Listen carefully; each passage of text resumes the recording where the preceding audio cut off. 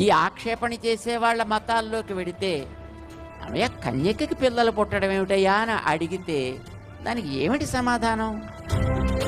విశాఖపట్నంలో కరపత్రం పంచుతున్నాను. ఒక అతను నా చేతిలోంచి కరపత్రం లాగేసుకున్నాడు. లాగేసుకుని నలిపేసి పడేసి నా వంక ఎర్రగా చూస్తున్నాడు. ఎర్రగా చూస్తూ అన్నాడు, యేసుప్రభు గురించే కదా అన్నాడు. అవును యేసుప్రభు గురించే అన్నాను. నీకు ఆయన ఎలా పుట్టాడో తెలుసా అన్నాడు.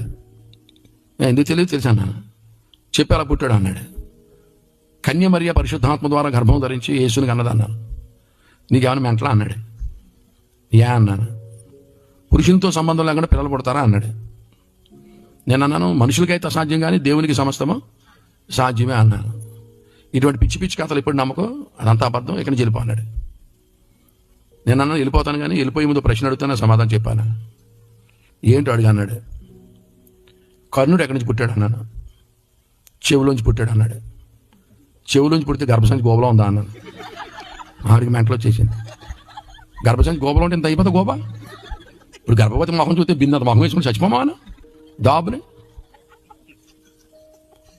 ఇప్పుడు చెవులోంచి పుడితే గర్భసంచి గోబలో ఉందంట. నీకు ఇది నచ్చేదని నాకు మెంటలో నీకు మెంటలు యేసుప్రభు నమ్ముకరా అన్న. కానీ వచ్చేసాను. దేవునికి స్తోత్రం. హల్లెలూయా.